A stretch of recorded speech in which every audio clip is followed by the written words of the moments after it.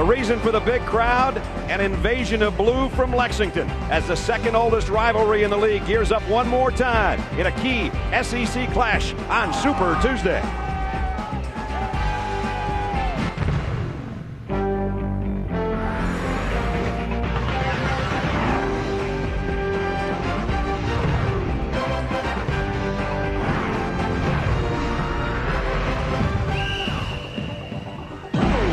It is Super Tuesday, presented by Lexus, and a big crowd on hand in Knoxville, Tennessee, at Thompson Bowling Arena. It's the number 18 Kentucky Wildcats getting ready to take on the Volunteers of Tennessee on their home floor. You take a look at the SEC East standings. How important is this game? Well, Kentucky's coming off an emotional loss to Florida the other day. Tennessee trying to move into the middle of the pack. Everybody wants that number 2 spot. Nobody's going to catch Florida, but if you're number 2, you get a first day bye in the SEC tournament. So all the games are big in the next 2.5 weeks.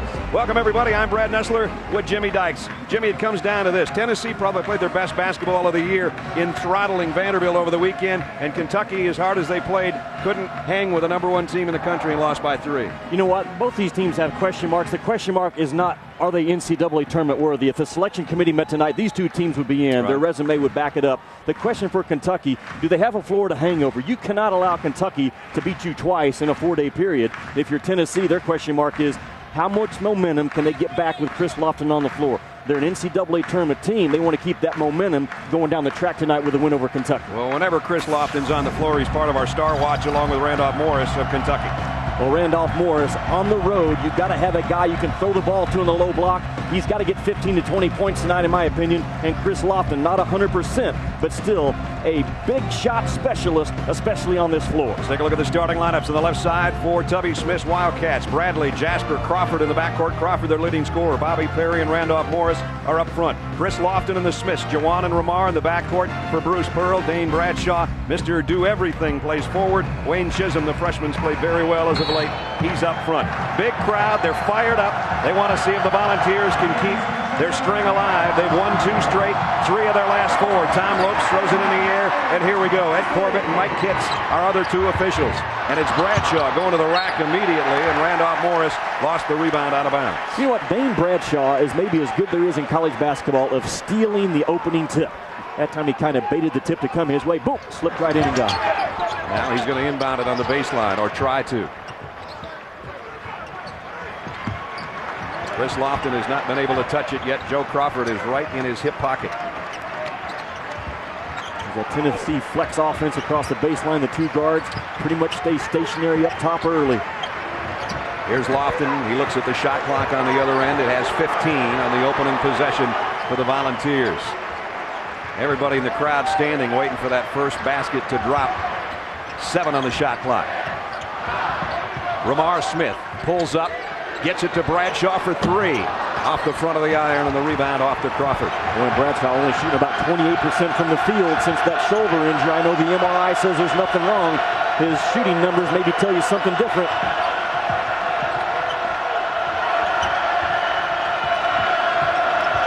Here's Derek Jasper, the freshman.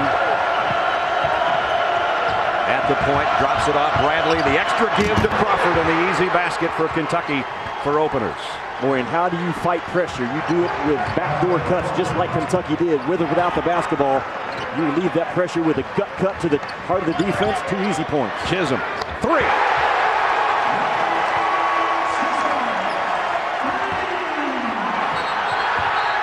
And out of bounds in front of us. We'll give it back to Tennessee. Chisholm did that same thing against Vanderbilt over the weekend, and before Vandy could get a timeout call, it was 13-0. Tubby Smith, his 10th year at Kentucky. Bruce Pearl in his 2nd season, and has brought a lot of excitement into what has been women's basketball excitement territory, and now he's got it going for the men. Tennessee turns it over. Hard to back cut against Kentucky because they are a conservative, tough man-to-man defense. They're not a gamble-type defense. You can back cut against gambling. You can't back cut against conservative. Bobby Perry, offensive foul, digging his shoulder into Dane Bradshaw. There's Bruce Pearl in his 2nd year. Last year, 22-8, 12-4, and won the SEC East. Right now, they're looking up at Florida and Kentucky and Vandy and Georgia. And they want to move into the middle of that pack. Here's Lofton going behind the back, and he lost it. Trying to create something himself, and he turns it over. He's not the creator, though, with the explosiveness because of the bad ankle that he was before the injury. You want to make Lofton now be stuff off of the bounce. Crawford just inside the three-point line, and Joe's got the opening 2 baskets for Kentucky. Brad, he's a rhythm guy into his three-point shot. When he's up top bouncing that thing a couple of times, he's trying to rhythm himself into a jump shot. You've got to know that. Great look down at Chisholm. Bradshaw looked one way, threw the pass the other. Can't do it much better than that. 5-4 Tennessee. You see Tennessee after every make so far in this game quickly coming with full court pressure. They will have different looks throughout the 40 minutes. Morris trying to work for a hook shot, and he's going to be fouled. Foul will be on Bradshaw. Boy, just a breakdown defensively for Kentucky in defense. Chisholm steps out and sets a screen and then just gets lost around the rim and does the right thing, runs to the front of the rim, and that's an easy pass for Bradshaw, who's a forward playing the point. It's not a good thing defensively when our camera only catches him in the lane and nobody else. It's a great picture. It's just not great defense. Randolph Morris steps to the free throw line. Well, I want us to watch throughout this ball game how many times Randolph Morris posts up on the left side of the lane. The entire second half against Florida the other night, he never went to the right side of the lane. He lives on that left side. You've got to know that if you're Tennessee and scheme for it. He got 1 of 2. Coming off an 18.9 rebound game in that 64-61 loss to Florida on our Saturday primetime. Kentucky wants to deny any penetrating pass, Brad. They will not deny passes that are non-penetrating. That's another sign of a conservative man-to-man defense. Lofton trying to shake Crawford, and he does. Great look by Chisholm. Because Lofton is such a three-point threat shot, they get out and really overplay him and try to deny him, and he reads the defense, gets the hard gut cut to the rim. Crawford had done such a fine job of keeping the ball out of his hands, and Chris showing a little bit of explosiveness, just getting by Crawford, who's a good defender on that one. Morris back on that left block, and that is his comfort zone. And now he tries to work baseline up and under. That's not an easy move. Slipped a little bit and kissed it off. The glass were tied for the second time. He is so much more confident and productive on that side of the lane. And a whistle and a foul. Heather Cox, third member of our team, with more on Chris Lofton and his recovery from that bad ankle. Heather? Indeed, Chris did miss 4 games with that bad ankle, and he says he's only about 80%, but it would take a lot more than a sore ankle to keep him off the floor tonight. Lofton grew up just an hour's drive from Lexington and was named Kentucky's Mr. Basketball, but the Wildcats didn't have room on their roster, so he crossed state lines, and it's been their worst nightmare ever since, averaging 18 a game against them, 31 a year ago, and has vowed to make up for lost time tonight, guys. Yeah, he's one of 3 Mr. Kentucky basketballs that have played for Tennessee. Here's a look at him finally getting a break on Crawford to the basket. See how they get out and overplay him, because again, his reference point in this ball game is as a three-point big shot shooter. So Kentucky's going to chase him on the perimeter. He's going to have to get some of those back cuts tonight to relieve the pressure. Third turnover suffered by Tennessee. We're tied at 7 as we're under 16 minutes in the first half. Outside jumper won't go. Rebound comes off Jawan Smith. You know, Kentucky actually took Rajon Rondo late that year in the recruiting process instead of Chris Lofton. Outside, Childress can't get it. Inside, Ramar Smith would like to have another chance. He does, and comes up short. And Morris goes down, and they're going to call traveling. Looked like he might have gotten tangled up with Childress, but I guess not. So 4.5 minutes in, we're right about where we started. Kentucky 7, Tennessee 7. ESPN's exclusive presentation of college basketball is presented by Lexus and their passionate pursuit of perfection. And in part by Jared, the Galleria of Jewelry. You're sure to find the perfect Valentine's gift at Jared, the Galleria of Jewelry. Speaking of a Galleria, up here in the concourse, the numbers of 2 of the greatest to ever play here back in the mid-70s, Bernard King, Ernie Grunfeld. And Bernard is here tonight and he will be honored at halftime. The 6th all-time leading scorer in SEC history, only played 3 years, almost scored 2,000. 3-time SEC Player of the Year. And tonight, his jersey is unveiled in the rafters at halftime. It's exciting for us to be part of that. We saw him before the ball game outside Thompson Bowling Arena, and then you saw him in our open leading the team down through the crowd. And boy, did that get a spark from this big crowd on hand tonight. And Ernie Grunfeld, part of the festivities. The Ernie and Bernie show. A couple of guys that came down from New York and just lit up Tennessee and lit up the SEC back in 75 through 77, roughly right in there. Ernie Grunfeld very close to Bruce Pearl. And Bruce was at the UW Milwaukee. How about this? Bruce Pearl's daughter was taken to the senior prom by Ernie Grunfeld's son. Oh boy, that's pretty close. That's a nugget right there, Jimmy. Look Lob underneath. Perfect three-pointer. That should be a three-pointer if he didn't touch it. I think he touched it. I think we'll give it to Tab, although I'm not 100% sure. I think Bruce Pearl's saying the same thing you are, Jimmy, that went in. Being that official's there big time right now to check that.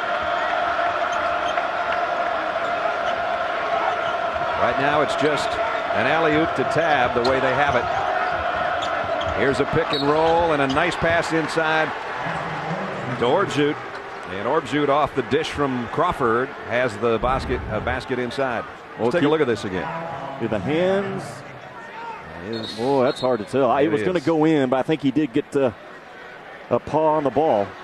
Now I talk about back cutting against Tennessee. Not only the guards, Brad, but the bigs also. From the 15-foot mark, you can still make a quick 2-step back cut and get yourself to the rim. That is how you relieve pressure against Tennessee. Joe Crawford has made 2 or 3 excellent passes so far in the early going of this ball game, and now Mike Kitts and Tom Lopes are talking to Tubby Smith over in front of the scorer's table.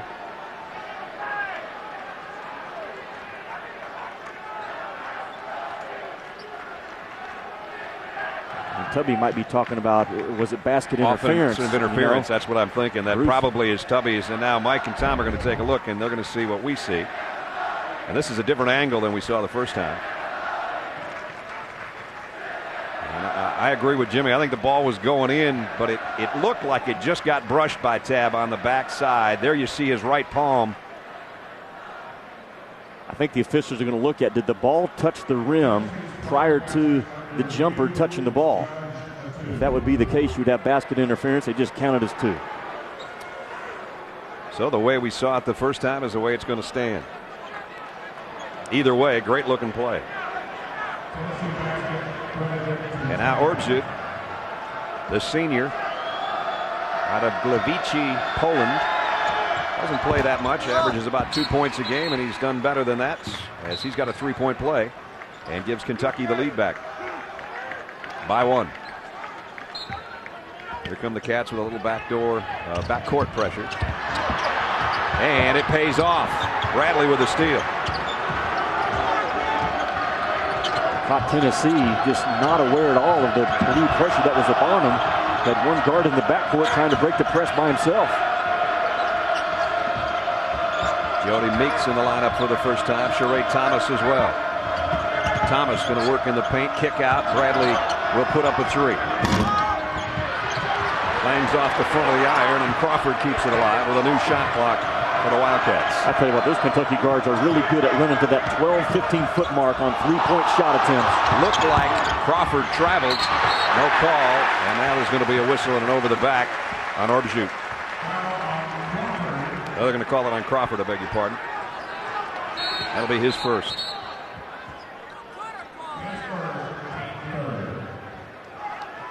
Again, Brad, you've got Kentucky pressing now with 2 guys guarding the point guard. This time Tab comes to help out. That's how you have to break it. And Howell ahead, and a foul on Orbjut as Duke Cruz was going airborne to try to get a slam on the baseline. Kentucky was actually pancaking the point guard around that free throw area and took him away from the press breaker. So when your point guard gets pancaked at the free throw stripe, your bigs have to come up and be the pressure release from the timeline. Tennessee gets to the free throw stripe because of it. And Cruz at the stripe. There you see the pancake took away the pass to the middle initially. And against the press, you can't have a turtle's theory. You got to stick your neck out and look around and be willing to take a chance. That's what the Tennessee did. Cruz second among SEC freshmen in rebounds. And he doesn't get either free throw. So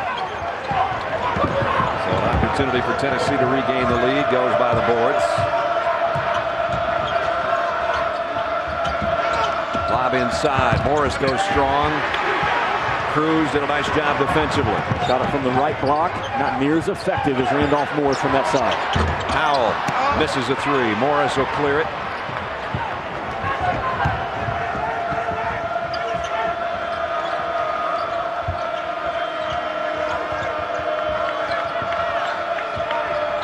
Bradley looking for a pick and roll with Morris, and Morris, the backdoor pass is perfect to Derek Jasper. You can't do it much better than that. The partner, you've said backdoor now 3 or 4 possessions for Kentucky. So what are they doing to that white pressure? They are backdoor cutting it, bringing that offense high and opening up those baseline cuts. Biggest lead by either team, but only 3 with 13 and change remaining in the first half. And to the basket is Duke Cruz. Nobody cut him off on the baseline. He's got an easy deuce.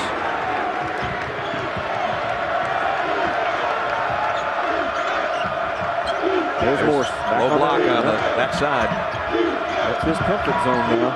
He goes up in a double team, and Howell steals it from him. Now that's a great job by Howell to come running in and blitz Morris.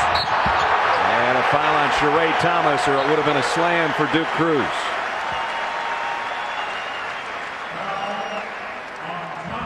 Kentucky by 1. This isn't all we've got for you tonight, because Super Tuesday presented by Lexus continues tonight in the Big Ten. Michigan takes on Michigan State. They could both use that one, couldn't they? 9 Eastern and available in high definition on ESPN HD. That's got shades of an elimination game. Oh, could be. You take a look at the Big Ten. 2 great ones on top, and then it gets kind of iffy. I think those top 3, if the bids went out tonight, would be solid, but from there on down, big question marks around that Big Ten right now. After Cruz missed 2, he knocks down 2, and he gives Tennessee the lead back.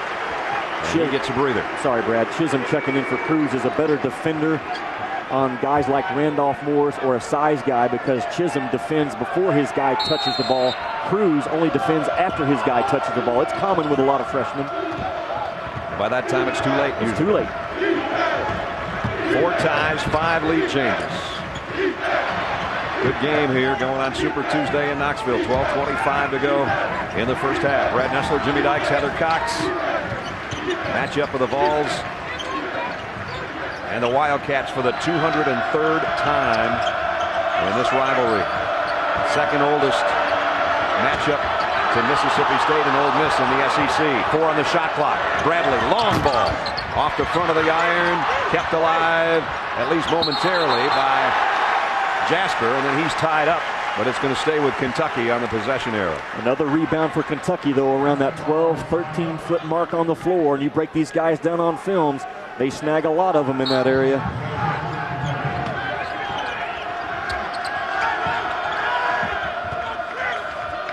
Meeks guarded by Lofton, and bumped by Lofton. Chris picks up his first foul, and we've got a break with 11:56 remaining first half. Tennessee at home leading Kentucky by 1. College basketball alive and well. And here they come. He's feeling it. What emotion. It's incredible. Game over. What a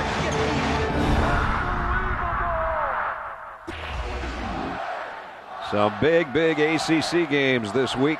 You take a look at the top 6 comparison last year and this year, and who's in those spots, Jimmy? Well, at this week 15 in the rankings, you see the top 6 last year and the teams that rank this week in the top 6. The important nugget on that is none of those teams right there made it to the Final Four last year. So if you're Florida, Ohio State, Wisconsin, Carolina, Pitt, and A&M, you can't get too full of yourself.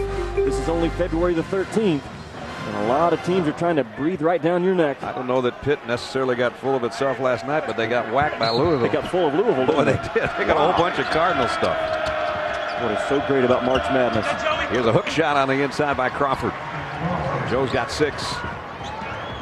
Kentucky press, kind of a token pressure, has slowed Tennessee down the first 9 minutes of this ball game.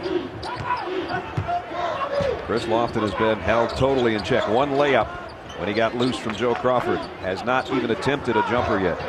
You watch him moving off the ball. He just doesn't have that explosiveness and the different speeds that a shooter needs to get himself open right now. Smith on the inside, and Juwan Smith took it all the way to the rack. You know, when Juwan Smith plays well, Tennessee plays well, and that's regardless of whether Chris Lofton's on the floor or not. Kentucky doing most of their work in that orange paint here at Thompson-Boling Arena. Jasper, nice drive, and he finishes it. Boy, that's a nice thing about having a 6'6" point guard. He's making about 77% of his shots in this league. He only takes 2 shots a game. Basically, he shoots layups. Chisholm in trouble, almost threw it away. Bradshaw, tough catch on the baseline. A little bit loosey-goosey with the ball right now, the Volunteers. Nice drive. Bradshaw picks up the offensive rebound. He missed 2. Ramar Smith and Dane Bradshaw, both of them point-blank range. Now the other end, going to be a whistle and a foul on Chisholm. Brad, back-to-back possessions, though, for Tennessee that Chris Lofton doesn't get a touch. He just does not have that explosiveness that you need as a shooter to work yourself off screen, set your defender up, boom, then come off shoulder to shoulder. I think Bruce Pearl recognizes it and sits him down right now. Bruce had said, you know, little bit by little bit. We saw him last week against LSU. Played part of the game, then played a little bit more against Vandy. He was hoping maybe 30 minutes tonight. That may or may not happen. It might depend on how close they stay or if they stay ahead of Kentucky. Right now they trail by 1. Now they trail by 3 as Bobby Perry knocks down the outside jumper. And he plays the 4 position for Kentucky. That's the weak link. If you look at Kentucky's lineup, if he can make those 12 to 15 footers, it really opens things up for Kentucky offensively. Midway point of the first half. 18th ranked Wildcats lead by 3.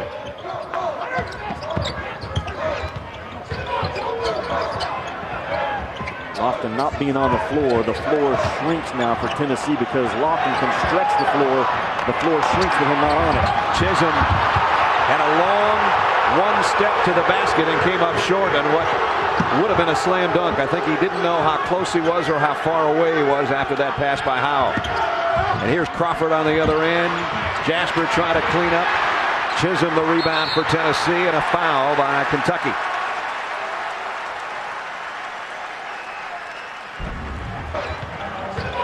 Look at Chisholm working hard.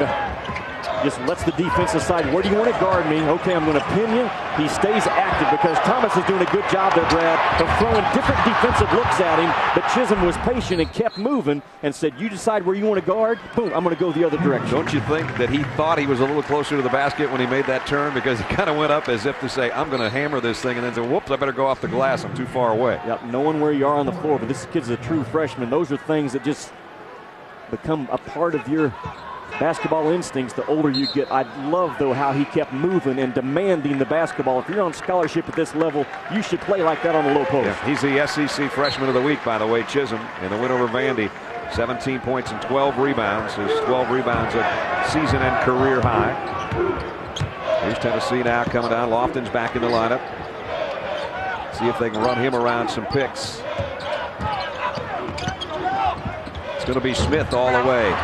Boy, they're getting some shots with some lanes in there. They're just too strong off the glass on most of their layups. And Ramar Smith, who blew the layup, has to make tough twos. The size of the Kentucky guards may be bothering him a little bit when he gets near the rim. Morris goes baseline with a turnaround jumper. And nice job on the rebound by Juwan Smith. Ahead to Cruz. Tough catch by Cruz. And a little ball fake. And Juwan Smith says, here it is, there it goes. Morris trying to muscle it over Bradshaw, does, and draws the foul. You know, and that's a great effort play by Randolph Morris because he ran the floor with guard speed and was down there on that low block and put the Tennessee defense in a world of hurt right off the bat. The foul's on to Ramar Smith. And that'll be his first. Randolph Morris 1 out of 2 from the free throw line. Still shooting 66% from the stripe, a little bit down from last year's 69. But he's done a nice job since 2 years ago when he couldn't stay on the floor because of foul trouble. This year goes every 12 minutes without picking up a foul, and thus can play longer. And the more he's on the floor, the better low post presence Kentucky has throughout the game. Randolph's got 4. That was a brick by Jawan Smith from three-point land, but Bradshaw somehow kept it alive, and Cruz is fouled. How many times do we say Bradshaw keeps it alive? Somehow. Somehow.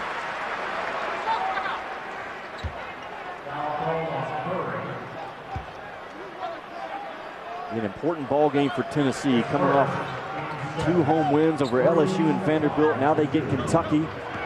Certainly their resume looks really good when you look at the numbers when Chris Lofton has been on this floor for Bruce Pearl. And Bruce looks really good in the orange sports coat. Back-to-back games. Yep. Vanderbilt. He only does it for Vandy and Kentucky. But he told his team today, I'm wearing an orange jacket because I want this to be a rivalry. He said, guys, a rivalry has to have equal wins on both sides. It's time for us to start beating Kentucky. 2 misses from Cruz. He's only 2 out of 6 from the free throw line. Crawford 3. Inside, rejected by Cruz. A good early offense though out of Kentucky. Now let's see if Tennessee can calm down in their half-court offense and get a good shot. Lamar Smith on top. There's the bounce pass to Cruz from Bradshaw. Randolph Morris got attracted to the basketball with his eyes as the middle guy in that zone, Brad. And Tennessee made him play along that short corner. Backcourt foul, a whistle, and Ramar Smith picks up his second. Ernie Grunfeld, part of the Ernie and Bernie show from back about 40 years ago. We're going to talk with him when we come back. Tied at 19 here. Smokies having a good time in Knoxville. They had a good time back in the mid-70s when the Ernie and Bernie show played here from 1974 through 77. Ernie Grunfeld, Bernard King led the Volunteers to a 61-20 record, a couple NCAA tournament appearances, an SEC title in 77. Bernard averaged 26 a game in 3 seasons before turning pro. Ernie Grunfeld, first-team All-American, and he's with Heather Cox right now. And now Ernie Grunfeld, president of basketball operations for the Washington Wizards. But yes, you were one half of that Ernie and Bernie show, considered one of the best 1-2 combos in college history. What was it like playing for the Vols at that time?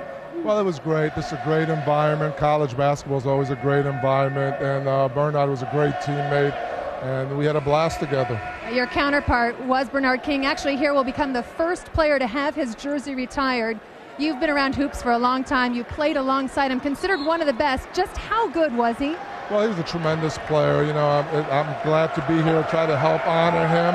He was one of the greatest players ever in the SEC. He was a great pro player. He led the NBA in scoring one season. He's a great teammate, and I couldn't be happier for him. And now in this orange out, Bruce Pearl here, what do you think of the current state of Tennessee basketball? Well, I think they're definitely heading in the right direction. Bruce is a good friend of mine. I'm really glad to see him here.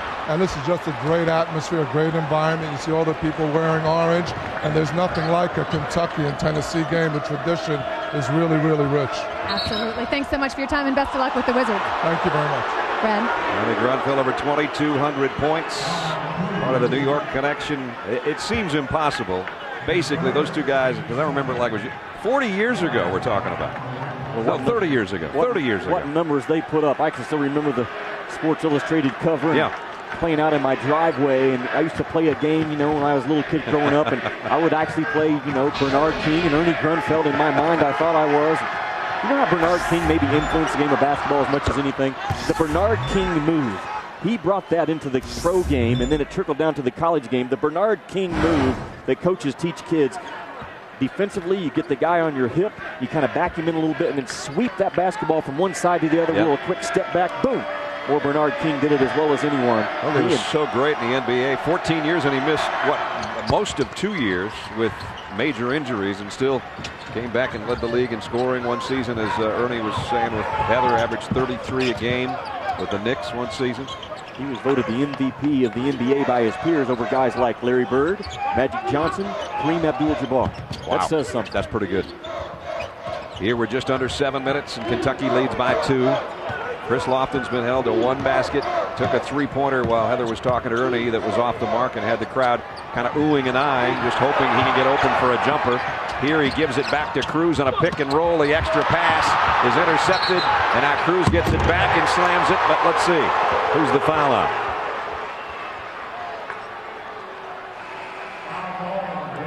Foul's going to be on Ramel Bradley. We got a SportsCenter 30 at 30 update. Reese Davis. Reese, what do you got? Brad, some coaching news. As you know, Marty Schottenheimer let go of the Chargers, and now Chargers have received permission to talk to the Bears defensive coordinator, Ron Rivera, who has interviewed for several jobs, although weather might conspire to keep him in Chicago for the moment before he can get out and have that interview. And NASCAR cracking down on cheating. 4 drivers have been docked points for crew chiefs suspended for failing inspections before the season opening Daytona 500. SportsCenter coming up after Hoops tonight, ESPN News all the time. All right, Reese here. Cruz knocks down 2 free throws. I guess that's his pattern. Miss 2, make 2, miss 2, make 2. He's 4 out of 8. He's a leading scorer right now for Tennessee. Kentucky turns it over. Jody Meeks with a casual habit pass against that Tennessee pressure that will not work. Well, this crowd just waiting to explode. Here's a, nope, no 3. Now behind the back, 1 too many passes, or at least not that kind. That's a crazy pass by Smith. What in the world are you thinking, young fella? Kentucky gives it right back. Crawford turns it over. Cruz comes out. He'll get a breather again. Well, Brad, more times than not, the extra pass in basketball results in not points. The extra pass results in turnovers. Yeah. The correct pass results in points. Kids get that confused sometimes. We got it confused the last trip, that's for sure. Howell, the entry down on the block to Chisholm, who draws a crowd. Howell's going to pull up for 3. Got it! And somebody has to make shots if Chris Lofton can't shake himself free tonight in this ball game. It has to be Howell, it has to be one of the Smiths. Howell has answered so far.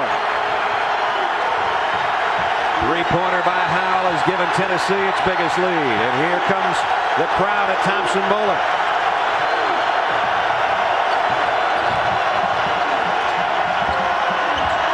Bobby Perry will quiet him down momentarily at least. Beautiful job by Perry to read the defense. He was a pick and roll guy, but he didn't roll himself into trouble. He rolled himself into a 12-foot shot. So it's a different looking lineup. Howell and Childress and Tabb. Jawan Smith and Chisholm, who's got the ball way out on top. Chris Lofton's going to the scorer's table, set to check back in. We're at the 5-minute mark. Tennessee leading 18th ranked Kentucky by 1. Chisholm asking for it in the low block. It comes back on top, and Childress got a 3. The only kid that plays for Tennessee that you don't have to guard out there is Duke Cruz. Everybody else is a 3-point threat. Jody Meeks pulls up, and he buries a 3. The freshman for Kentucky with a big shot, and the answer to Childress on the other end. Boy, that shot of Childress has rolled around and around, and then it said, wait a minute, it's a home rim. And down it went.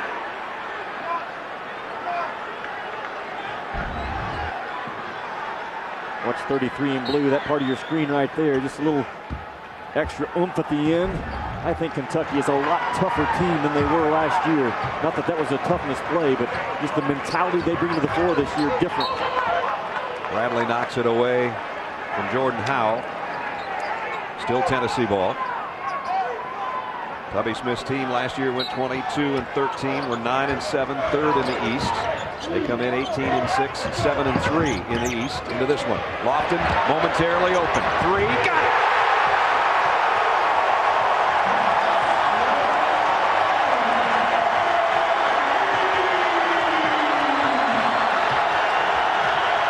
Finally, they get a little fade screen for Lofton to work off of. Gets a crack at daylight, nothing but the bottom. Bradley throws it away. Objuk can't handle the pass on the inside. Lofton's open again. Got another one!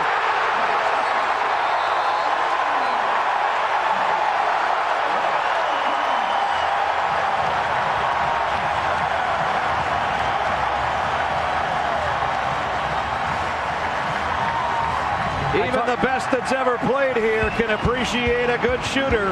Make that a great shooter.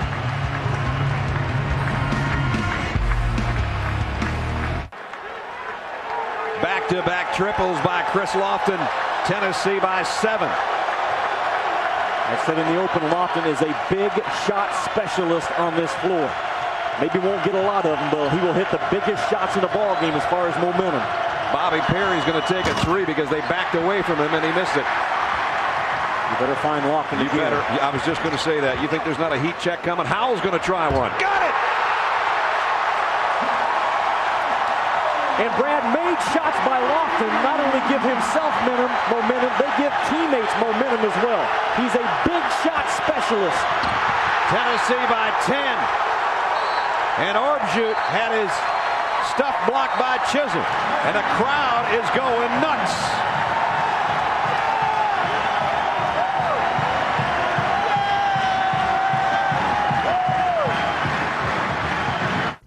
I'm Reese Davis. Coming up on the UPS Halftime Report, we'll look ahead at tomorrow night's game between Duke and Boston College. Digger's going to break out the whiteboard and show you how the Eagles get their highest flying player free. Texas A&M trying to keep a home court winning streak alive and also going for a little payback against Texas Tech. And Michigan State both desperately needing a win to shore up their tournament resumes. We'll look ahead to that game. It's all coming up on the UPS Halftime Report. Brett.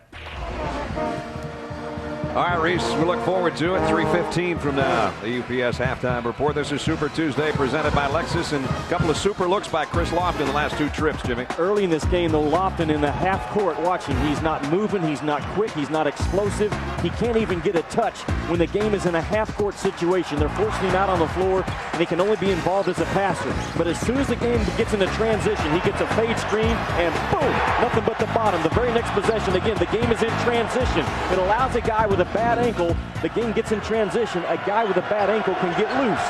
That's what got Lofton into this ball game. The transition push by Tennessee. Tennessee on a 12-3 run in the last 2 minutes and 20 seconds, all on 3-pointers, and Kentucky turns it over for the 8th time. Boy, they hit another 3 here. The top's going to come off this place. Chisholm. Childress tried to tip it in, and Morris will clear it ahead of Jody Meeks on the run. I would back it out and get 33 in blue involved. Randolph Morris needs a touch, and they don't do it. Try to get it to Sheree Thomas, and another Kentucky turnover. Never made the defense move. That's a turnover waiting to happen without Morris getting a touch. Lofton 3, in and out. And Morris has another rebound. Randolph Morris having a big night on the boards with 6 already in the first half. Tubby Smith just called a play from the sidelines, and I guarantee you it involves Randolph Morris. It should. Well, Romel Bradley, his first basket. He has scored 20 or more in 4 straight games. But the play would involve Morris. He set the ball screen, and if the defense did not defend it right, he was going to roll to the rim. It was a good call by Tubby Smith. Chisholm with a left hand. Tell you what, this freshman's growing up as we watch him week in and week out, Jimmy. Randolph Morris is not really mobile side to side defensively, and they took advantage of it. Offensive foul on Bradley as Chisholm holds his ground. Let's check in with Heather. Well, guys, Tubby Smith told us today he's been frustrated with Kentucky's post defense, but it's the perimeter defense that has plagued the Wildcats tonight, and that was the emphasis in the last timeout. Smith was in the face of his guards, demanding intensity, quick feet, a hand in the face, and pride on defense. Tonight, allowing Tennessee to shoot 50% long range, already 6 of 12, guys. And Kentucky came in first in the conference in field goal percentage and number 3 in three-point defense. And neither of those is holding right now. Howell will try his third 3. And it almost dropped. Rebound Sheree Thomas. Ahead to Romel Bradley. Minute and a half to go. And Bradley lost it out of bounds. Kentucky's had 3 turnovers in the last 4 trips down court.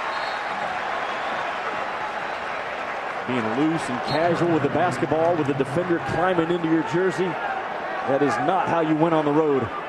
And Kentucky is 3-1 on the SEC road. They're going to have some ground to make up in the second half. They trail by 10. Howell, the entry pass. Underneath. Muscling it up is Duke Cruz. A 12-point Tennessee lead. Tennessee doing damage by bringing cutters from the weak side of the floor to the ball side block right now against Kentucky. Whistle and a foul before the shot. Dane Bradshaw picks up his second. Just a minute 2 remaining before Reese and Digger will have the UPS halftime report. Tubby Smith trying to tell Ramel Bradley what he didn't do right the last trip down, including the turnover. Bobby Perry knocks down the free throw. Tubby's irritated about the 40 points that Tennessee has put on the board in this ball game. And that is not his MO at all. He's about defending and toughness. Playing with purpose on the road on the defensive end, and Kentucky has given too many open looks in this game.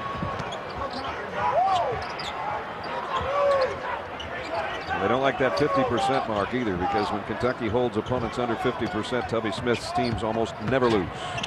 Bradshaw drives off the glass. It won't drop. And Kentucky can make it a single-digit game if they score this trip. Crawford will bring it up this time. And here's Randolph Morris with a ball screen up top. Now that also triggers him to run to the rim and get involved offensively. Meeks missed a 3. Rebound to Smith. Ahead to Tab. And Josh will pull it out. And Kentucky can play for the last shot. Kentucky's only got 1 3-pointer in 7 attempts. It's going to be, it appears, a 10-point lead or more for Tennessee at halftime. And this crowd is on its feet right now, just waiting to give this Volunteer group a big ovation. Howell missed a 3. Cruz has it blocked by Morris. And the last shot is off the back of the backboard. I think Tennessee will take it, though, huh? They started cold and they warmed up. There's the shooting, though, of Chris Lofton in that 45-second span. Boom. That gave Tennessee the shot. I'm pretty sure Bruce would take a 40-30 lead. Let's find out. Heather's with him. Coach, midway through the first half, it's like the light turned on. Shots started to fall. How did you guys turn it on? I thought once the pace picked up, Heather, it was to our advantage. And, the tempo, the crowd, we got great production off of our bench. Defensively, how have you slowed down those Wildcats? Well, they're really good. We're mixing up our double teams on Morris, trying to kiss, when we're going, when we're not. They miss some open shots that they normally make. Thanks, Coach. Must be the magic of that orange blazer, guys. I don't know. It's working right now. Everybody else is in orange, too, in Tennessee, and they're all happy for the first half. 40-30. Vols lead the 18th-ranked Wildcats as we send it to the UPS halftime report. And here's Reese. Reese.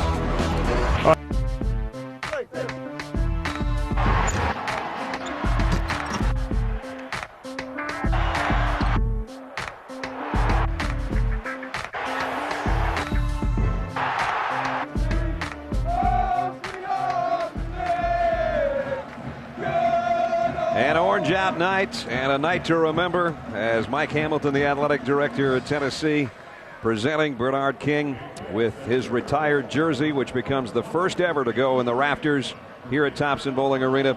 3-time SEC Player of the Year, scored almost 2,000 points in 3 years, then went on to the NBA in 14 seasons and scored almost 20,000 points. And this was Bernard being introduced to the crowd under the spotlight. His acceptance speech was marvelous. As Mike Hamilton, the athletic director, you see Bernard's family over to the right. Ernie Grunfeld back there in the back.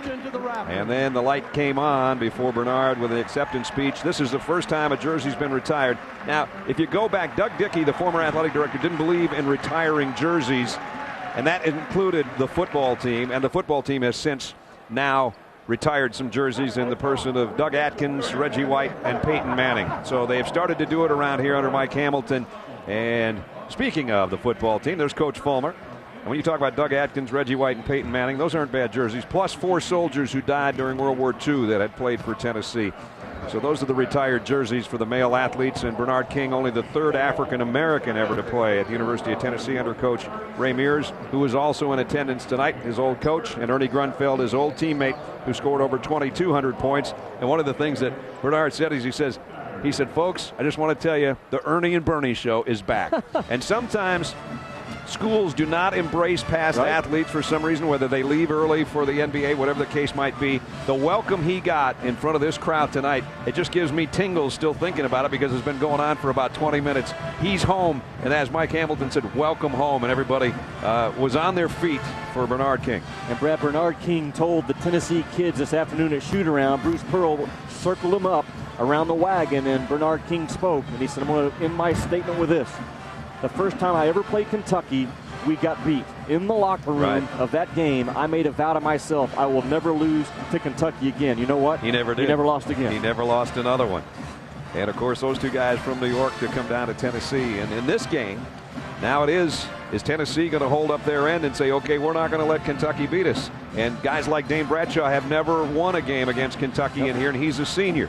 They've got a 10-point lead. Precarious 10-point lead because you're playing Kentucky. But Tennessee played very well in the first half. Well, they really did. They were opportunistic when they took threes. I think Kentucky maybe rushed 3 or 4. They only took 7. Maybe 2 or 3 of them were questionable. I think Kentucky has got to get Randolph Morris involved in this ballgame. Think about this.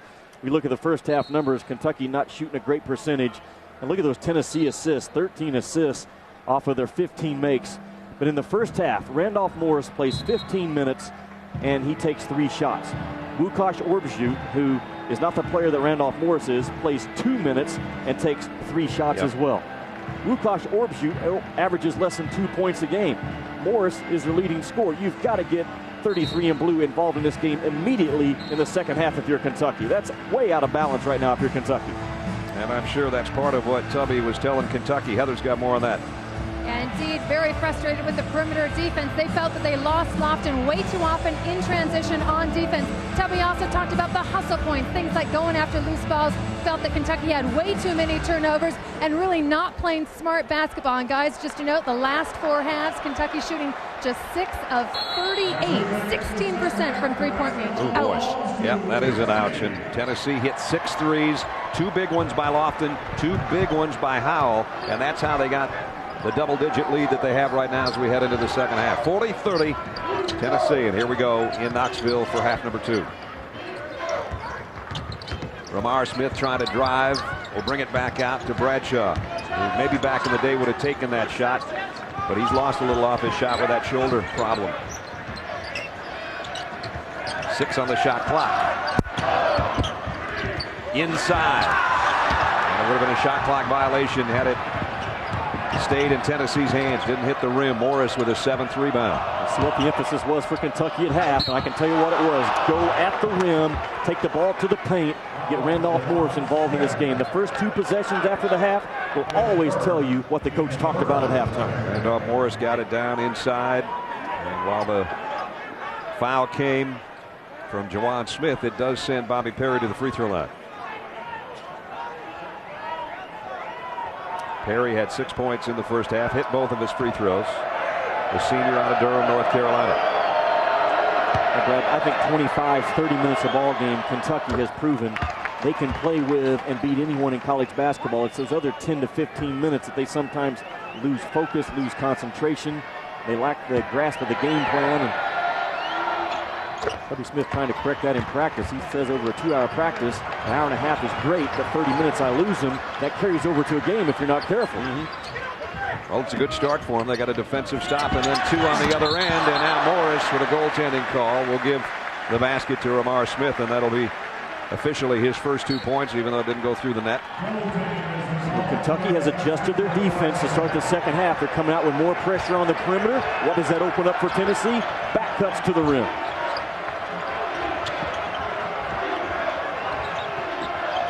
There's Morris on the baseline. Whistle and a foul before the shot is going to be on Wayne Chisholm. That'll be the second on Chisholm.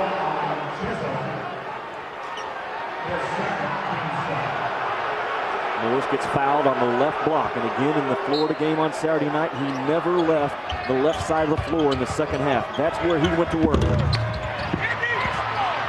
Jasper trying to keep it alive, but it's tracked down in the corner by Jawan Smith.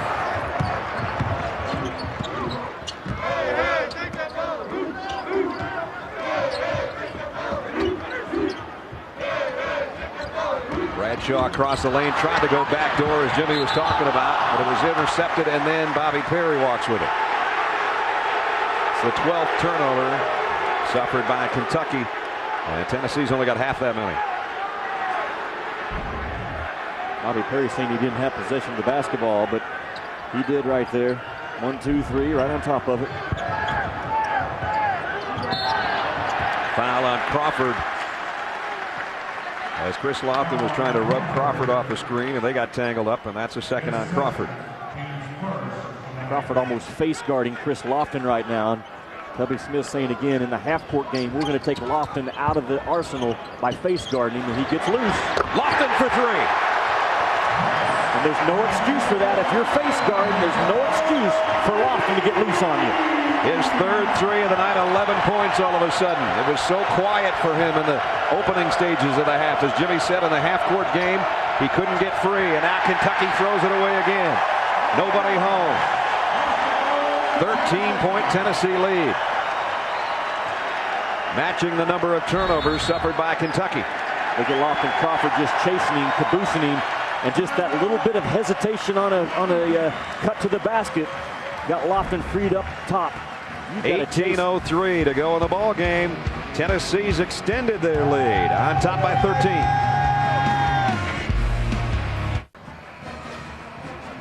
Chris Lofton, number 5, leading scorer in the SEC, and a lot of folks in his hometown in Maysville, Kentucky, and Mason County High School wear that number 5. Bruce Pearl made a trip back in September to Mason County High School in Maysville. Went to thank a loyal group of Chris Lofton fans who, residing in the heart of Wildcat country, have adopted Tennessee, and number 5 is their favorite. Rocky Top was played as Bruce entered the same gym where Lofton starred in high school. And when Chris was a senior, his team beat Brian Smith, Tubby Smith's son, in the state basketball playoffs. So they're very well aware of the talents. He's one of 3 Mr. Kentuckys that have played for the University of Tennessee, Allen Houston being another one. And so much has been made of that. I don't know if it's too much or not, Jimmy, because, you know, they bring it up and they put it in the face of the Kentucky folks. How come you don't have Chris Lofton? Well, they already had Ramel Bradley lined up to be their guard. And as you said, Rajon Rondo was also part of that group. Heather's got more on that. Yeah, Brad, you talk about the 3 that Tubby Smith chose. Well, it's actually Chris Lofton whose numbers are more impressive. He has 280 career threes. He's made nearly as many threes as Rajon Rondo, Joe Crawford, and Ramel Bradley combined. And those are the 3, of course, that Tubby Smith picked instead of Chris Lofton. I thought it was interesting earlier this week. Papers in Lexington were talking with Ramel Bradley, and they said, do you think Chris Lofton's got the greatest range as a shooter in the SEC? And he said, yeah, everybody, he does except me. And here he goes, and there it goes. Good call, partner. That's the guy coming in 4 straight 20-point games for Kentucky. You can ignite him. Lofton's still the best contested shooter, though, in the SEC. Here's the gutsiest one. The 6'9 freshman who's not afraid to hoist him. Wayne Chisholm's second 3 of the night. And defensively, a foul as Randolph Morris went down very hard. Chisholm's going to be called for the foul. Morris in some pain. Chisholm on the other end probably coming out because that's his 3rd foul. And I hope it's nothing serious. I know he hit the deck hard. Now he's holding his left knee. I thought he was able to brace his fall, but maybe not. It just looked a little awkward when that left leg came down. Let's take another look. Watch the left leg as he comes down. You're right. It got it right tangled up with Chisholm's. They kind of banged legs underneath. Doesn't look like it's a twist, more of a... I think it went straight to the floor. Yeah. I don't think anything broke his fall to hit the deck with that left knee. And he's walking it off right now. Yeah, you can hear a big bang. I mean, when you're talking about 6'11" and about 265 hitting the deck, it makes a noise. And he's up and walking it off. 7 rebounds, but only 6 points.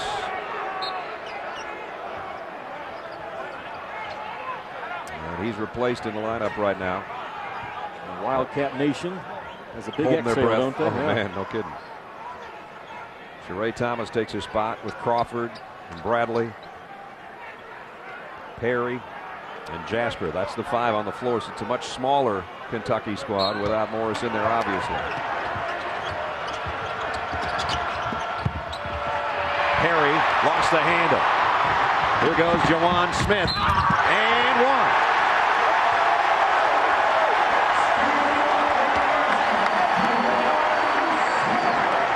Brad, and the turnover is really starting to mount up for Kentucky. And in this building, the butter will slip off your biscuit quickly if you're the opposition and you continue to give the ball to the team in white, because they are outstanding with their guards, attacking that rim and finishing in contact. That's what happened to Vanderbilt over the weekend. They couldn't even find the biscuits or the butter. They were in a 13-0 hole before they knew what hit them. And now Tennessee making a run here on Kentucky in the second half, and they lead by 16. Wow. The bad thing for Kentucky to get back in this ball game, they need to pick up the pace, but the faster the pace goes, the more it favors Tennessee. Crawford trying to weave through traffic. And a foul on the inside.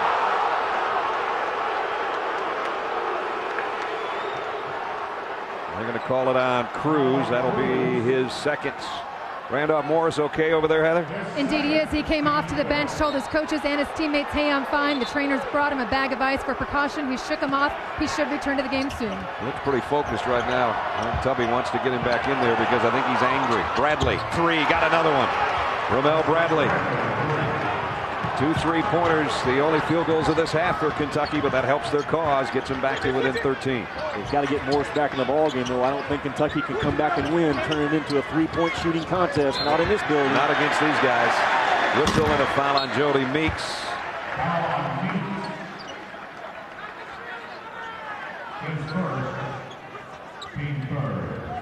So we're almost 4 minutes into the second half. Morris sitting, Tennessee by 13.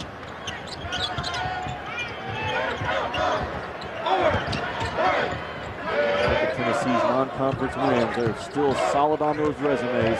Texas, Oklahoma State, Memphis. Those will not go away. Crossover by Cruz. Nice dribble move.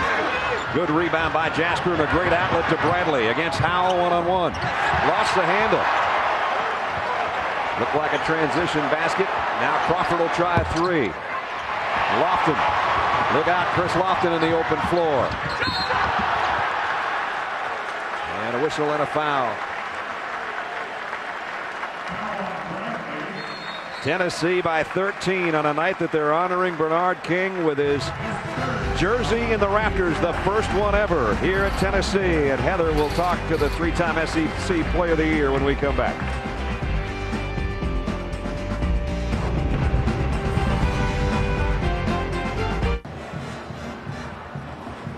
Back in Knoxville, I'm joined by Bernard King. And Bernard, at halftime, your number 53 became the first player's jersey to ever be retired here at Tennessee. Is there any way to describe what you felt as it came down from the rafters?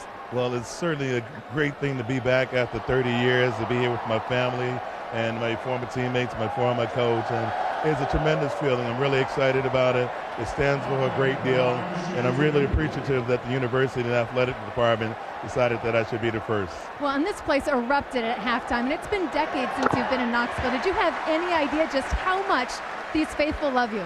No, I really did, because I played here in an exhibition game when I was with the Washington Bullets, but truly I haven't been here in 30 years, and I'm reconnecting to the program, and I'm going to do whatever I can to help the program improve, because Coach Sproul is such a great coach. When they asked you when you wanted to do this, you said, when do we play Kentucky? Why is this rivalry so important to you? Well, it's a very deep rivalry. It started many decades ago when Ernie and I were here. They didn't like the fact that we got more publicity than their players, and we lost my first game as a freshman. And I vowed after that game that Kentucky will never beat me or my teammates and Ernie Grunfeld and I, as long as I'm at UT.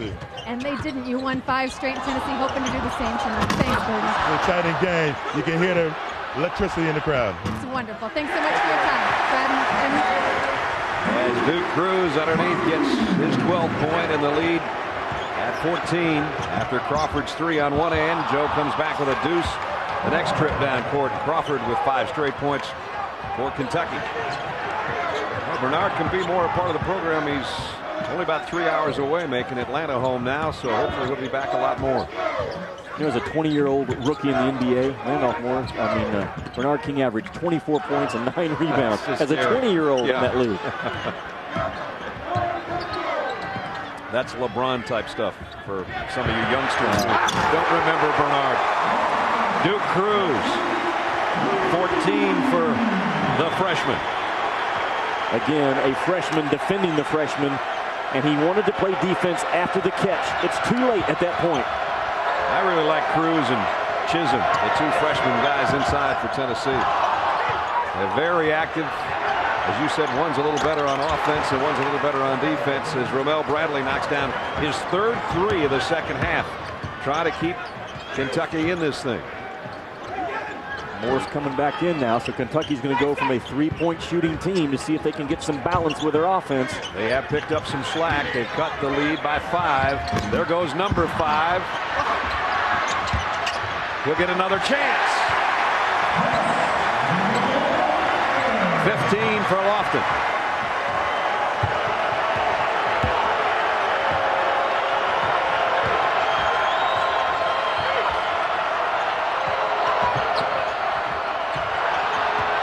Bradley thought about it, now instead drives inside, and he'll have a chance for an old-fashioned 3. Ramel Bradley coming to life. The guy when I mentioned, when he said, who's got the best range in the conference? Is it Chris Lofton? He said, yeah, everybody but me. Look at and Bradley. Now he's gone outside and inside. I mean, he takes a great hit right there, Brad, but it doesn't throw him off of his path with his eyes. Watch his eyes. Here comes the contact. Boom. But look at his eyes. Even as he's going down, his eyes are up at that backboard. Boy, just like you teach it. Terrific play by Ramel Bradley in traffic. Bradley averaging 14 points a ball game, and he got it. So basically 4 3-point plays for Ramel Bradley in this half. 14 points for the game, right on his average, and the lead's down to 10, and you can hear a little hush in the crowd now. There's been nothing but applause and standing ovations all night for everything that's happened in this building, and right now they're sitting on their hands a little bit as Kentucky has cut a 16-point lead down to 10. And Howell, is he going to give it up? Yes, he will if Jasper can track it down, but he can't. Good defense, though, by Kentucky. The double team in the trap and then knocking the pass away, and they almost came up with one. You know, the other thing about Tennessee's offense, when they get in their 2 guards up top and run the baseline shuffle, it's really like some false motion, so they can shorten the length of the game. Tennessee not known for that, but they can shorten the length of the game with their false motion if they want to. Morris blocked the shot. Meeks the outlet to Thomas. And a whistle and a foul. Let's get a SportsCenter 30 at 30 update with Reese Davis. Reese. All right, Brad, checking in first on the NFL. San Diego Chargers in the market for a coach, and the Chicago Tribune reporting that Chargers have permission to talk to Bears defensive coordinator Ron Rivera. Whether the weather will let him get to San Diego for the interview is a different issue at the moment. 4 top crew chiefs in NASCAR suspended for the Daytona 500. The crew chiefs of Matt Kenseth, Casey Kane, Scott Riggs, and Elliott Sadler all suspended after failing inspection. SportsCenter around 11 Eastern Time, ESPN News all the time.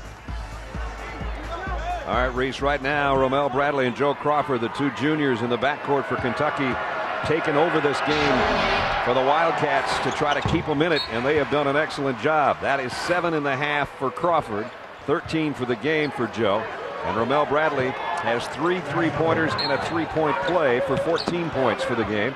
And it's single digits, Jimmy, 59-51. And the importance of this ball game, Tennessee right now would project out to be a number 7 or 8 seed in the NCAA tournament. Kentucky a 3 seed. A lot at stake in this game. Morris blocked what would have been a shot by Chisholm. Now everybody scrambling for the ball. Tennessee still got it. And Morris steals it. Great hustle by Randolph Morris. Boy, he gambled with intelligence because he's the goalkeeper, and the goalkeeper, when they gamble, they've got to come up with a steal. Otherwise, it's a layup. Offensive foul on Bradley, and Tubby Smith is saying, are you kidding me? And that's 4 on Ramel Bradley. Ran into a much bigger Chisholm. Trying to make a move offensively. So Ramel Bradley 4 fouls, and that takes out a big time score for Kentucky as they try to close the gap. Reese Davis with you in the studio. North Carolina hoping to avenge an earlier loss to Virginia Tech, but the Hokies undeterred in the Dean Dome. Xavier Dowdell, no one able to stop him, and Hokies with a 3-point lead, getting late in the first half there. We'll continue to keep an eye on that showdown. And then coming up just after the top of the hour, Drew Neitzel and Michigan State hosting Michigan. Both teams needing to shore up that resume. That's coming up on Super Tuesday, Brett. All right, Reese, thanks. Here, Tennessee showing us their resume. That Kentucky fan, so lonely. Takes a lot of guts to come in here, or vice versa if you have Orange on to go down to Rupp Arena. 59-51, or under 12 minutes remaining in the game. Brad, that ACC looking more and more like a league that's going to produce 6, if not 7 teams for that tournament. SEC hoping for that too. Chisholm and Cruz, the two freshmen. One has 12, one has 14. Morris draws a double team. They move it around the perimeter. Jasper's in trouble. He's got to get rid of it. Crawford. Short on a 3. Kept alive. And now it's Perry. Finally, the follow by Morris. Nobody cut Morris off at the pass. And only his second field goal of the night. And he lives on that left side. Lofton. Whew, almost from our broadcast table.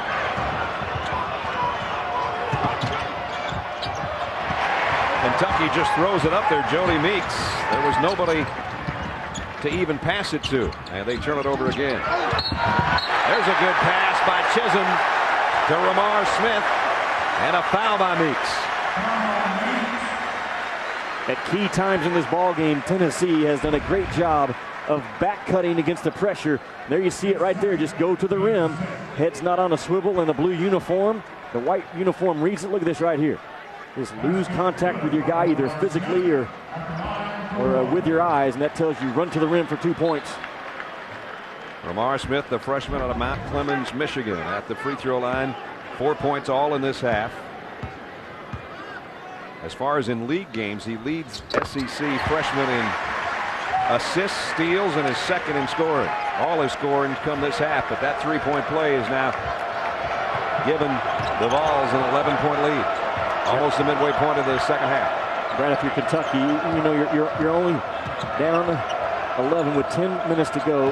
Get Randolph Morris involved in this ball game. Yeah. You've got a 3-point shooter on the bench with 4 fouls, so now you become inside oriented, I think, if you're Kentucky. There he is, and there it goes. Good call, Jimmy. I mean, he's on that left side of the floor longer than some dates I used to be on when I was single.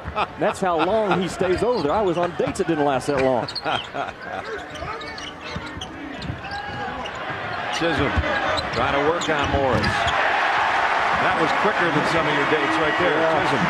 That's the other thing I think you can do to Randolph Morris is go at him, around him. You can't go over him. I think you go around him. He's not great at sliding side to side.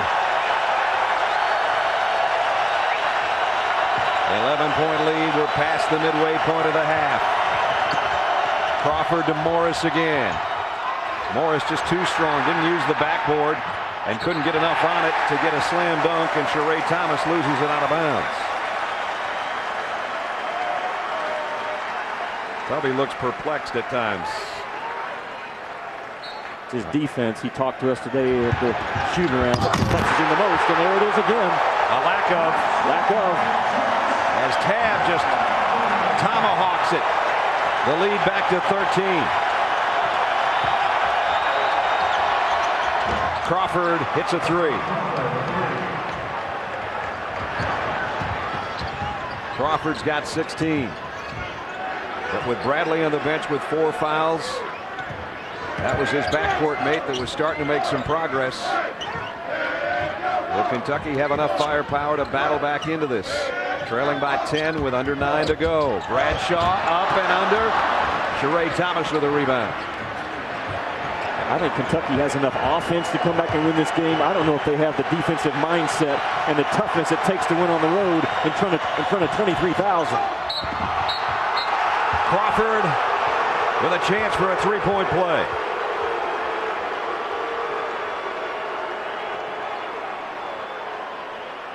Bradshaw picks up his 3rd foul. Again, you talk about the Kentucky guards. I love their strength. When they get contact, it does not knock them off of the path or knock their eyes off of the goal that they have. They are really good at seeking contact and finishing. 18 points for Joe Crawford. He's averaging 17 in league play, 14.3 overall. Looking for point number 19. Joe Crawford is trying to will his team to stay in this game right now. And the lead is down to 7. Boy, it seesaws back and forth. It was up to 13 just seems like seconds ago. Tough teams can get back-to-back stops on the road. Kentucky's got to get the first one before they can worry about the second one. Back-to-back stops can win you championships. Smith and a chance for a three-point play again.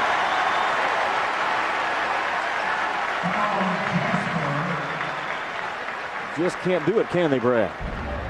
Jasper's got 4 now. They just can't stop him. You're right.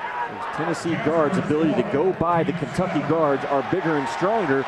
Tennessee, with the quickness on the offensive end, starting to show up in this ball game. And now the Wildcats have got a lot of trouble because 2 of their starting 3 backcourt players have got 4 fouls. Chris Lofton can sit down and catch his breath here with 8:19 to go, as Lamar Smith, who didn't score in the first quarter, has got 7 right now.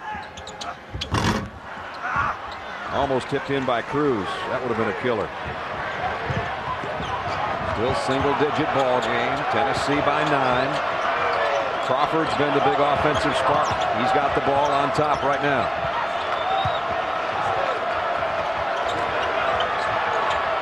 Stevenson works inside. Tough shot, and he got it to go. Well, it was because he's built like a 3-iron, and he had a little contact. He just jumped over the top of it. He is a long, lanky dude. That's his first basket. Here's their false motion I talked about. The guys along the baseline just work off of each other, can take some time off the clock. Airmail. Stevenson picks that one off the backside as Joanne Smith was nowhere near the basket.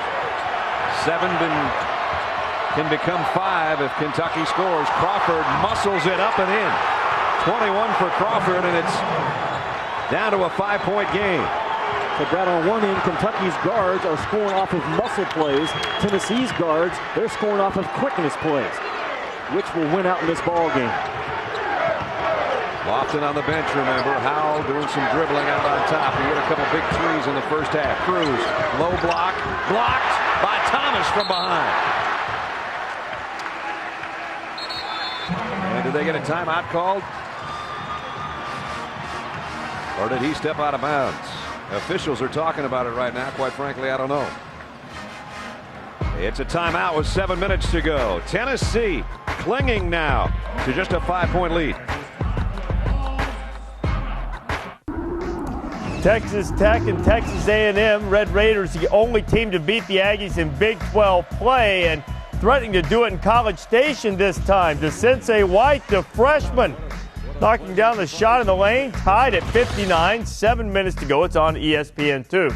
And Virginia Tech, if you thought payback meant that the Hokies are going to get blown out, not yet. North Carolina and the Hokies tied at 27, getting late in the first half. That's available on ESPN Full Court. Deion Harris in Michigan at 27 against Minnesota the last time out. He'll try to lead the Wolverines past Sparty. It's coming up just after the top of the hour. All right, Reese, here it's a 5-point Tennessee lead, a 10-2 run by Kentucky in the last 2.5 minutes. This was the play right before the whistle, and I quite frankly didn't know if it was an out-of-bounds call or a timeout.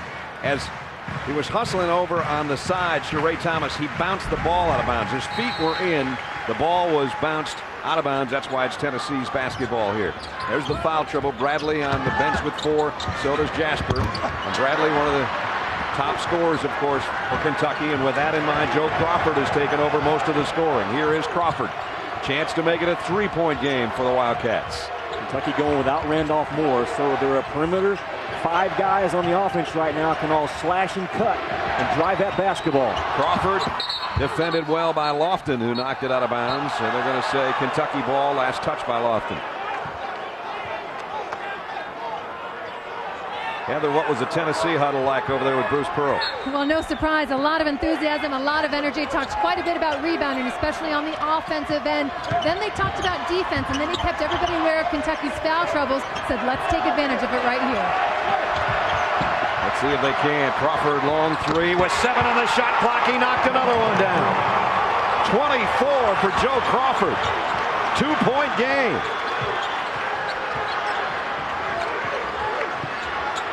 Tennessee wants to take advantage of Kentucky's foul problem. So what does that tell you? At some point, they're going to drive this basketball and force Kentucky to converge. That was the message in the huddle. Do they execute it? Nice. Beautiful. Into Cruz on a bounce pass from Smith. And that's just as good as driving the basketball. Drive it at the rim or throw it towards the rim. Great job by Tennessee. Tennessee fans back on their feet with 5:45 to go. 4-point game. Both teams trying to move up in the SEC East. Tournament's just around the corner in Atlanta. Jody Meeks for 3. How's that for guts for a freshman? 1-point game. Bruce Pearl wants to turn this thing back into a rivalry. He's got it right where he wants it with 5:19 to go. Mission accomplished.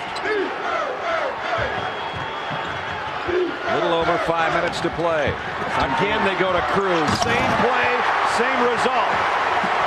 18 for the Duke, matching his career high. What has Tennessee done? Heather talked about in the timeout. Go at Kentucky's foul problems. They continue, Tennessee does, to go inside. And now Derek Jasper, foul trouble or not, scores. Chris Lofton for 3.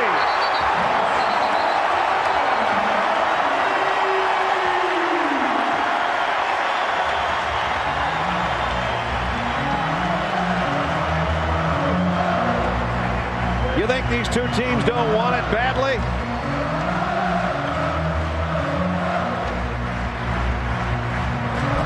Terrific job by Tennessee, though. 2 possessions in a row. They do just what Bruce Pearl says. Go at Kentucky's foul problems. You do that by driving that ball or taking it to the low block. Those are back-to-back layups. The one guy that has the green light to not go inside is Chris Lofton when you let him measure the rim. The release, the rotation, boom. And the big orange result out of the big shot specialist, Chris Lofton. Lofton, 4 more threes tonight.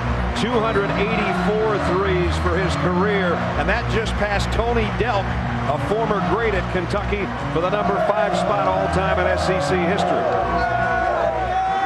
Not bad on a wheel that's not completely healed, huh? Here we go. We're under 5.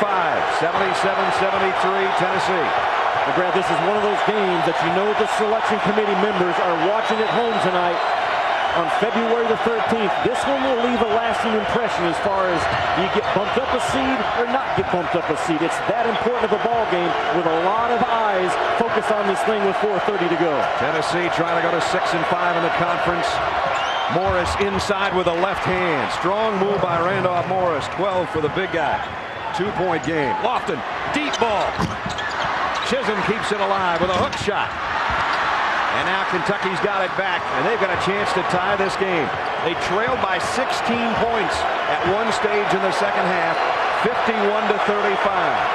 Game on, 4 to play. Tennessee by 2. And a collision and a foul call on Chisholm. And that's 4 on Wayne Chisholm.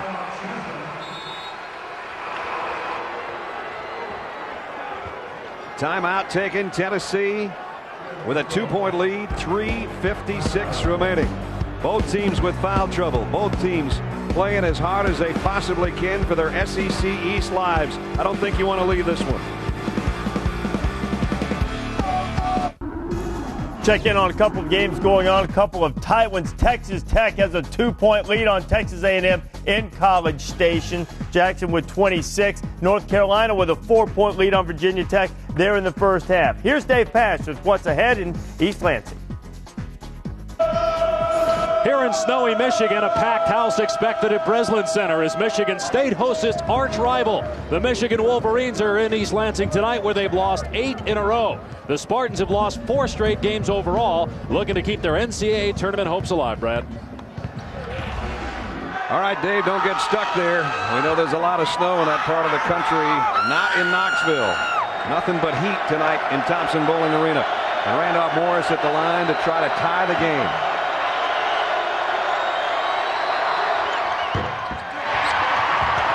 Picked up by Meeks. And he's fouled. Great break to the basket by Jody Meeks to try to get the rebound, and he did, and he'll go to the free throw line. Ramar Smith picked up the foul, and he's got 4. So here's the freshman out of Norcross, Georgia. 2 3-pointers tonight. Hasn't been to the free throw line this evening, but he's a good free throw shooter, 86%er. You know, when Tennessee made a mistake coming out of the timeout, they didn't realize the number of foul shots that Randolph Morris had. They got surprised, and Meeks sneaks in there and gets 2 points because of it. Just having an awareness of how many free throws Randolph Morris had pays off for Jody Meeks. Tennessee got caught with a hand in the cookie jar. Our 6th tie of the night, and the first time since it was 21 apiece. Look out. Lofton, short. Rebound kept alive, and right back up and in for Jawan Smith.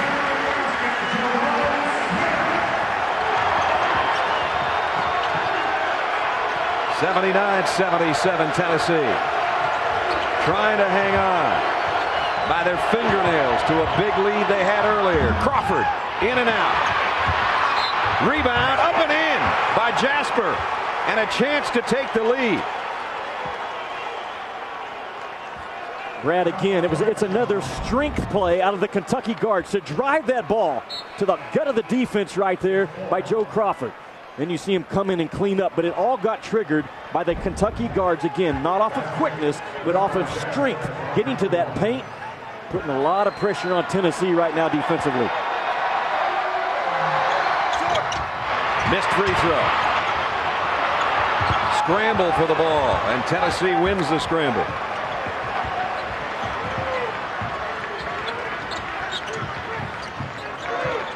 Tied at 79 with 3 minutes to play. Lofton, double team, finds an open man, and Chisholm on the baseline. You worry too much about number 5, and you leave guys like number 4 open. I was just getting ready to say, because they face guard Lofton and chasing, he now can beat you as a passer. Great recognition by Lofton. They took away his strength, so he goes to his backup plan. Jasper brings it back out on top. 15 on the shot clock, 2.5 to play. Sheree Thomas has to shag down an errant pass. Crawford with the ball in his hand. He's been the big scorer for Kentucky this half. Trying to work away for a shot. Off the front of the iron. Lofton with a rebound. 3-on-1 Tennessee. Smith underneath. Score.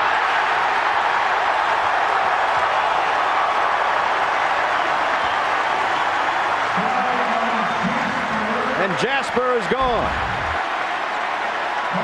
Chris Lofton again, back-to-back possessions, burns Kentucky as a passer, not as a shooter. He did a great job of advancing that ball up the floor in the speed of the guys that were running with him. If Chris Lofton brings it up too fast or too slow, the angle's not there. His advancement of the basketball with a perfect speed, Brad, the timing dead on for 2 points for Tennessee. Beautiful play by Chris Lofton. And maybe 3, depending on the outcome of the free throw. Jasper fouls out with 8 points, 5 rebounds, and 4 assists, and leaves with 2:09 remaining. Remember, Ramel Bradley has also got 4 fouls. And if this thing should hit an overtime stanza and Kentucky's without 1 or 2 of their guards, looks pretty good for Tennessee. But Tennessee's got foul trouble too. Ramar Smith's got 4. Dane Bradshaw's got 4. Wayne Chisholm has 4. Chris Lofton was a specialist when he got signed by Tennessee. All he could do was spot up and knock down threes. But look what he does here. He's going to drag this defense with him. And by dragging all those blue jerseys, look what happens. That's 2 possessions ago. So back-to-back plays by Tennessee using Chris Lofton as a passer. Drag that defense and finish him off at the rim, Chris Lofton. Missed free throw by Ramar Smith. Still a 2-possession game with 2 minutes to play. 83-79 Volunteers. Morris has not had a touch in the last 60 seconds. He's asking for it, but Chisholm's doing a pretty good job on it. And a timeout taken by Kentucky. 1:54. Kentucky's got a couple of timeouts left. Tennessee with 3 remaining. 1:54, all that's left in the ball game. Don't forget, coming up tomorrow, college basketball action continues with a doubleheader. Tomorrow night, 7 o'clock Eastern, Greg Oden and number 2 Ohio State take on Penn State. Then at 9, it's ACC Wednesday presented by Staples.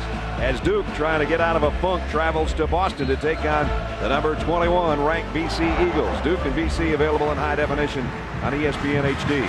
Well, Brad, if you're Tennessee, you're not even receiving votes in this week's top 25 poll. Forget about that. This is the club that almost beat Ohio State at Ohio State, and I love this graphic that we update every week. A year ago this week, Florida, UCLA, LSU, and George Mason, the teams that went to the Final Four, that's where they were ranked in this week's poll. This week, it's UCLA at the 7th spot, Air Force, Virginia Tech, and Virginia. So we get our eyes focused in on North Carolina and Wisconsin and Ohio State and UCLA. March Madness comes along. Teams that aren't even receiving votes like Tennessee can go really deep in that tournament. Tennessee playing like they want to get there. They're looking for their 3rd straight win and their 4th in the last 5 outings. Morris inside. They had to get it to the big guy, and they did. And where did he go? Left block. Left block, that's right. He lived there against Florida in the second half. He's living there again tonight.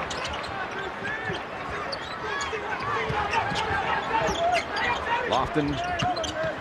Smith inside, twisting and falling, and Morris with a foul. That's only the first foul on Randolph Morris with 1:29 to go. Another quick play by a Tennessee guard. Lamar Smith just jets right around the first defender. The shadow defender doesn't come over quick enough. And Lamar Smith now gets himself to the free throw stripe with quickness, not with strength. He's missed his last 2 from the stripe. Drains that one. 10 points for Omar. Jasper can only look on. He's gone with 5 fouls. Tennessee, 5 of their final 8 games are at home after a stretch when they were not only on the road but missed their junior All-American candidate Chris Lofton to a bad ankle. And they went 1-3 in those 4 games. Right now they're up by 1 possession here. Crawford's been the man for Kentucky. They're trying to get it to Morris, and they throw it away. Crawford not tough enough to make the pass when he had to make the pass. That was a toughness play that Tennessee won. Tennessee has outscored Kentucky by 18 points in the paint tonight, 46-28. But a lot of it's been their guards that have done that as well. We're under a minute. They got their false motion working right now, shortening the game right now with under 50 to go. Crawford on Lofton. Lofton gets a pick. Fade away, long ball. Off the mark. Here comes Jody Meeks in Kentucky with 40 seconds left. Bradley got up in the air, indecision, and turned it over. Tennessee be wise to bring it out. Lofton's thinking otherwise as he's fouled by Meeks before the move to the basket.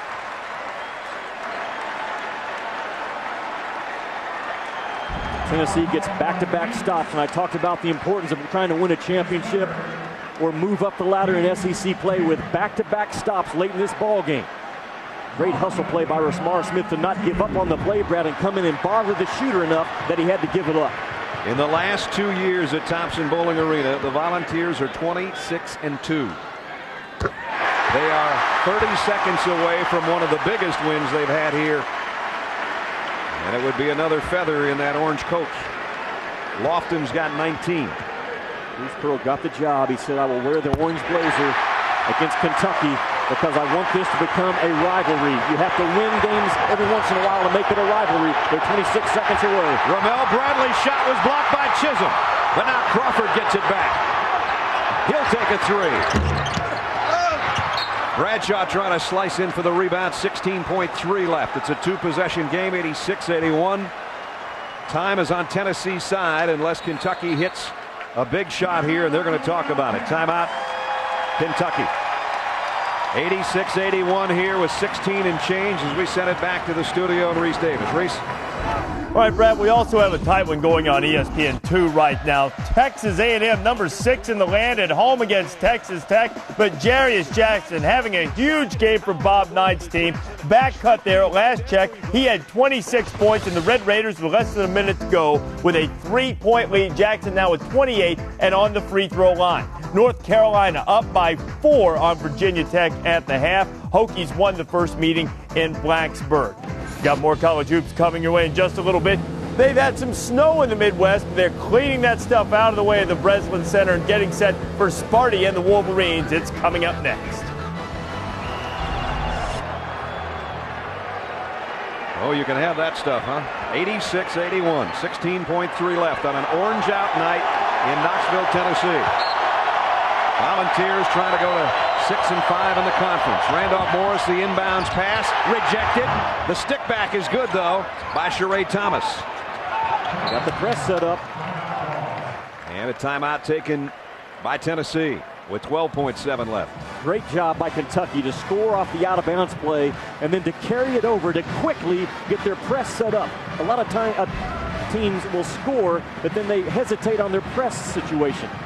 A strength play by Morris, and then it cleans it up. Now watch the blue jersey. Boom. Well, they quickly sprint to the pressing position. Great job by Tubby Smith in the last timeout to say, as soon as we score, get in your man-to-man face guard press. Kentucky executes it. Tennessee has to take a timeout. 12.7 remaining. There's a timeout situation. Both teams over the limit in fouls. Possession error would be Kentucky's if it came to that. It's a 3-point game. How big is this game? Take a look at the SEC East and you'll know, because Florida's alone on top. If Kentucky loses this, now most of the teams in the SEC play tomorrow night. Vanderbilt with a win would move into a second place tie with the Wildcats if they won tomorrow night. Tennessee can get in the thick of the middle to go to 6-5 if they hold on to win. And few of Knoxville's finest have ringed Thompson-Boling Arena's floor right now, anticipating a win by Tennessee. I don't know, Tennessee might have grown out of the rushing the court thing. They're pretty good right now, but maybe not. You never know. If that's on Ramel Bradley, he's gone. Well, I think those top 5 teams in the SEC East would be in the tournament if it started tonight. The question mark is what team or teams can come out of the SEC West by winning some big games. So Bradley and Jasper, 2 of the starting 3 guards for Kentucky, are gone. It was a great play by Chris Lofton. A simple play, but Tennessee's press breaker broke down. They had no one to get open. Chris Lofton drove his man to the baseline, Brad, to free up the over-the-top pass. Just an experienced play by Chris Lofton. It's simple. Watch what Chris Lofton does. As this thing rolls, watch Chris Lofton right here. And watch what he does. He's going to drive his man up. The press breaker breaks down right there. So now look, he's throwing the over-top pass. That's an experienced play by a kid that came in to the Tennessee system as a specialist, now more of a complete guard. That was a simple play, but it might seal the deal for Tennessee. About halfway through the first half, Chris Lofton had 2 points, and we were wondering what we were going to see out of him. He is 1 free throw away from being on his average, which leads the SEC at 20.6. And when he hasn't shot the ball, as Jimmy has so astutely pointed out, he makes the guys around him better with some of the passes he makes when you get too worried about number 5. And he drains the free throw. 5 straight free throws in this half. And of course, the guy that came from Maysville, Kentucky, and about the only guy as famous out of Maysville as him is George Clooney. I think it's Chris Lofton right now. I think he's got the lead on Clooney as the sexiest guy to ever come out of Maysville, because Tennessee's going to beat Kentucky regardless of what this shot does. And Jody Meeks knocks it down with 4.7 remaining in the ball game and a 3-point game. So there's one hope left. That's Kentucky's last time out. So Chris Lofton continues to impress us. We saw him earlier this year with his career high, and then he went out a couple days later against Texas and bettered it with 35. They don't need him, Jimmy, to score 35 anymore. I think that's the good thing about Tennessee. You lose a superstar for 4 games, somebody's got to pick up the slack. Now, they didn't win the games, but some of those young guys came on, and now they've got several guys that can score. You know what? And their resume will be highlighted with, we lost these games without Chris Lofton. The selection committee is in tune with that. Right now in these huddles, if you're Tennessee, you've got to get this ball in bounds, because what you can't afford is what happened to Florida on Saturday night against Kentucky when they couldn't get it in bounds. Exactly. and allowed Kentucky to have a final shot at this to win that ball game. I think Kentucky comes out and they face guard and they put pressure on. And if you're Tennessee, your press breaker has to be something other than what we showed in the last replay, Chris Lofton just making a play. Tonight, the guys inside that I've talked about that I think are getting better every game out. Wayne Chisholm, Offensively, Duke Cruz, the other freshman out of Hampton, Virginia. He's played brilliantly. Cruz has 18, 16 for Chisholm. And both true freshmen. 169, 167. Look at this Kentucky press. If they put a guy on Bradshaw, they're going to put Morris on Bradshaw to try to take away his vision. Bradshaw with Morris, the 6'11" guy in his face, and immediately Joe Crawford fouls Chris Lofton. So Chris walks down. He's hit 5 straight. He's a number 3 free throw shooter in the SEC. And he's way down from a year ago when he shot 92%. He's all the way down to 83. The Michigan State game is underway. The scores in the right-hand portion of your screen. As we're about ready to wrap things up here, or should I say Chris Lofton's about ready to wrap things up here.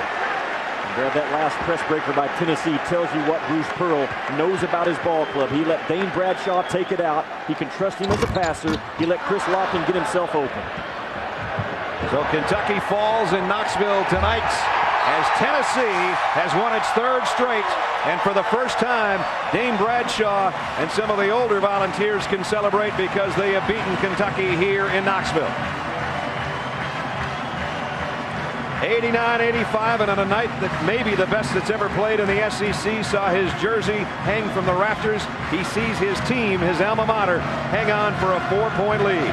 89-85. Up next on ESPN, more college hoops, Michigan and Michigan State. Let's go to Dave Pasch. Dave.